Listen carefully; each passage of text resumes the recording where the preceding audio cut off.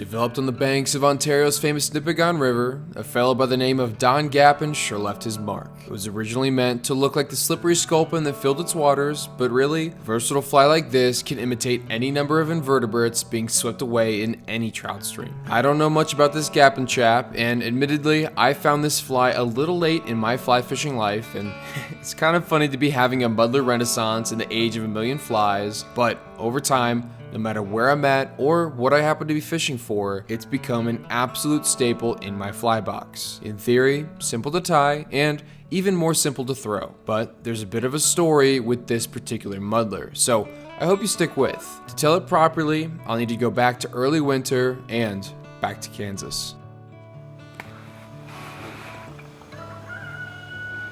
The dim glow from the propane heater did little to bother the eyes, and it didn't take long to see a few silhouettes contrasting against the skeleton tree line. Rifle season had just opened up in southeast Kansas, and Jeremy had his eye on a particular deer. So even though some of these bucks were healthy, we just hunkered down and observed their patterns for this first sit. Oh, by the way, Jeremy's last name is Kowalski. Sound familiar? This is Alex's little brother. All right, Jeremy, first sit, how'd it go? Well, we saw some this morning. I'd expressed interest in harvesting a deer, and their family invited me down to give it a shot. No pun intended. They don't hunt all that much, but luckily for me, one of their neighbors down the road is an avid outdoorsman and has a deep passion for hunting. Oh, hey there, big shooter.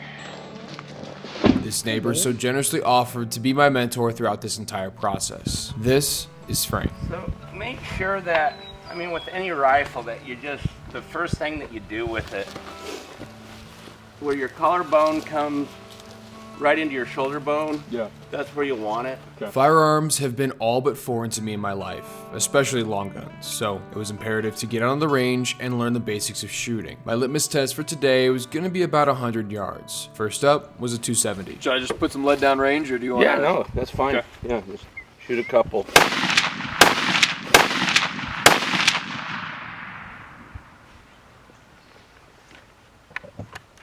Come on, Petey. Let's go see. Come on. It'll be fun. Yeah, let's go see what you did. Yeah? Oh yeah, you'd hit a deer that far. Yeah. Cool. I think that one off to the right was my second shot. Certainly passable with the smaller caliber. It was time to up the ante a little bit because tonight we'd be bringing the 300 Win Mag to the stand with us.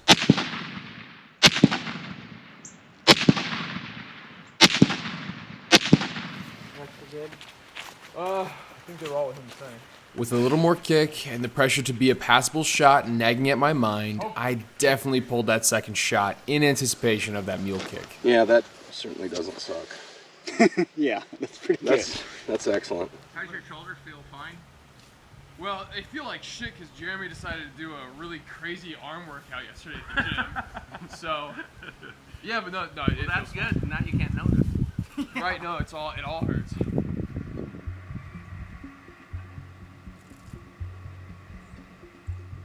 With the evening moving in, we parted ways with Jeremy, and Frank and I settled into the stand. Hushed conversations went everywhere and back throughout this first sit. It was amazing to pick the brain of an experienced hunter and learn so much more about the ecology around white-tailed deer in this part of the state. Yeah, we need to turn back in there.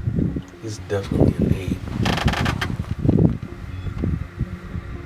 And you don't think that was him? No, the deer That backed out. came out was small. He wasn't near as good. Between the good company and a shocking number of deer running between the two fields, time went by surprisingly fast. Pretty decent 8 is just now coming out of that bottom. Really? He's a nice, just really good deer. Oh yeah, there they go again. That's so cool. Oh man. Yeah, Jesus, that 4-pointer is fucking, it's tall. Yeah. So you leave a buck like that, you pass on him, what can you expect from next year? Like, what's he gonna, like, will it be mass? Will it be branches? Like, what's usually? Mass mostly, yeah. Okay. Yeah, and that's that's the one thing that's kind of obviously he's missing now. And then when they get a little older, they'll have a little longer brow tines. Okay. Where his brow tines are like this. Next year they'll probably be 5-6 inches. Yeah, man, that 8 is just an exceptional deer. So you think if you let him sit one more year, will his rack ruin? I don't know on him. He's older. Shooting light was dwindling, but there was no real urgency to chamber around. Frank assured me that we would have ample chances in the next few days.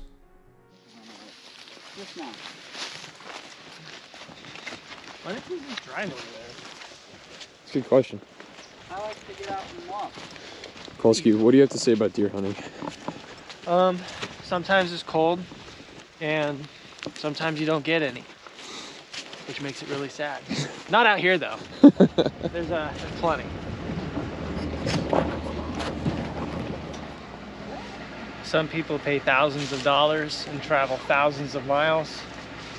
We just set up a $200 blind about 500 feet from the house. Alex and Jeremy were all set to sit in their new blind position, and Frank and I were back at our original spot with the hopes of seeing as many deer as we did the night before.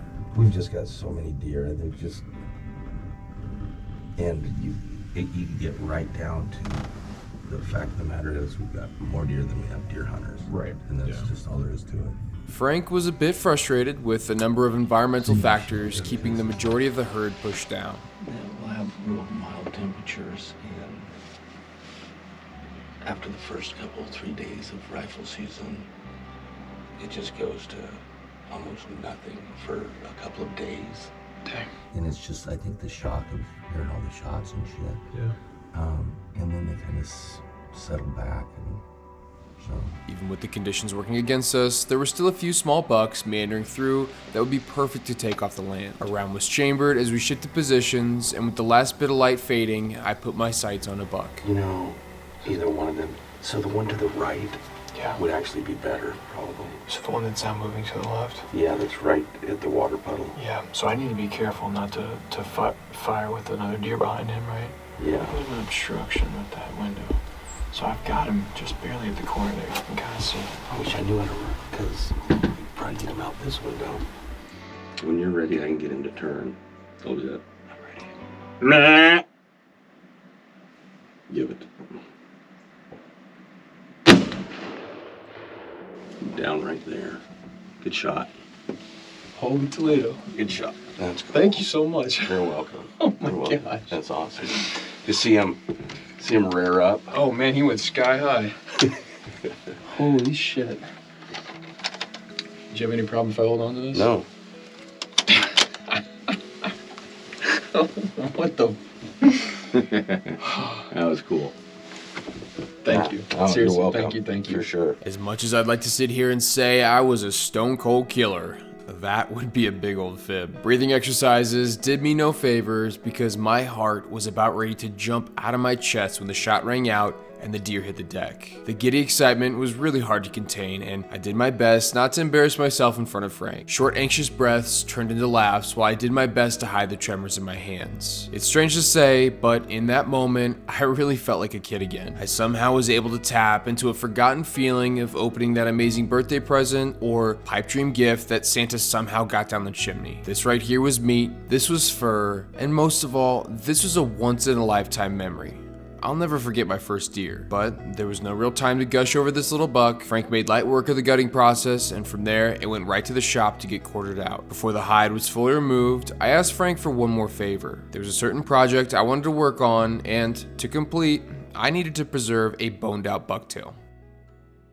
After a few good weeks sitting in the salt, my bucktail was properly preserved and ready to be put to use. Winter is always a great time to jump on the vise and fill the box back up, and I had a few slots ready in mind for a good old muddler. Now, as you can see, there aren't a whole lot of materials needed for this fly, and like I always say, use this simply as a blueprint. Fly tying is cooking and not baking. There is no need to follow exactly what I do because there's a good chance I will never tie the same fly the exact same way. So, that's enough of that. It's time to whip up this bastardized bug. Can't really tell you why, but I've always liked tying on a heavy hook shank, especially for streamers. But once that's all secured, it's time to attach the tail.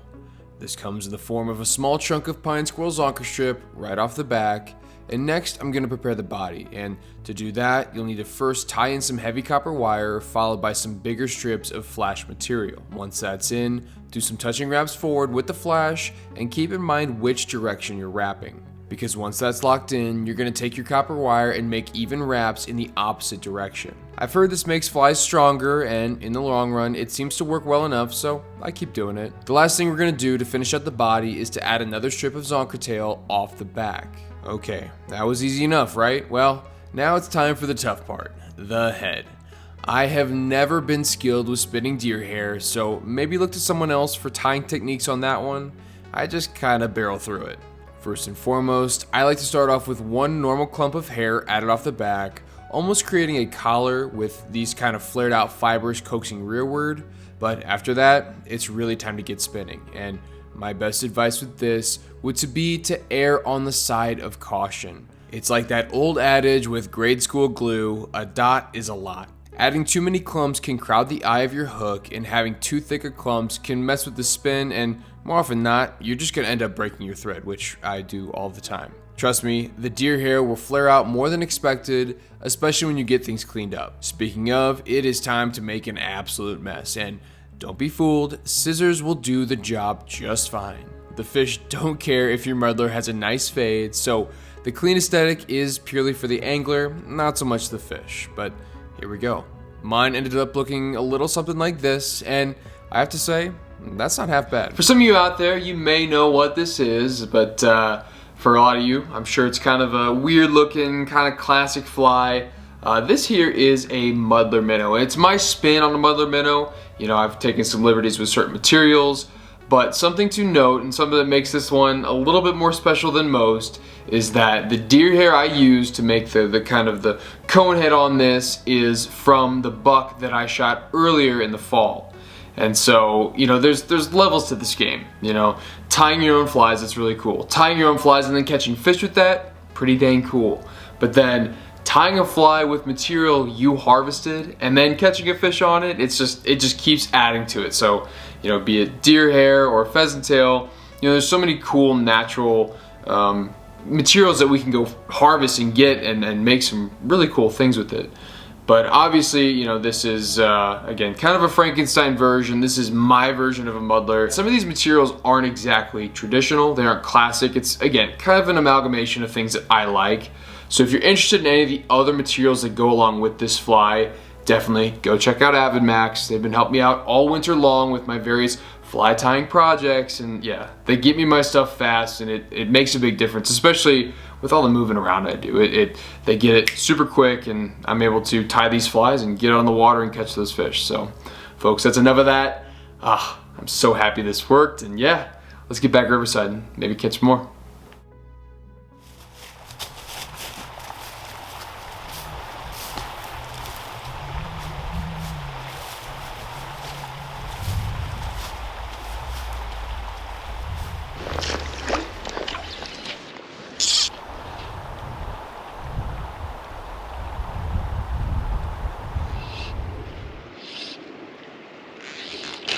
Oh, gosh darn it, that was a bite.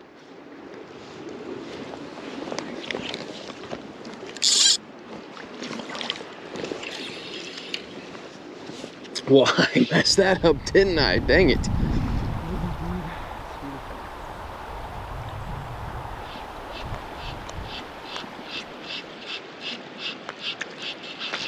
Oh, that's a fish. Oh, whatever that is feels good. Whatever that is feels good. He hasn't hit the surface yet like all these other guys have. Whoa! Is that a smallmouth? No way! Please tell me it's a small. Oh my goodness! What a treat! Hello, Dolly. I probably should stop playing around with you and get you in a net. Yeah. That's the best, dude. Yeah. Somebody on the speed. Oh, that's phenomenal, man. So I consider this, what's in my basket, as the prize, the #1 prize on the day, which is a native smallmouth bass. Ozark native. I mean, he is absolutely beautiful. And I mean, on the trout spade too, it does not get any better than that. He hit it like a ton of bricks too.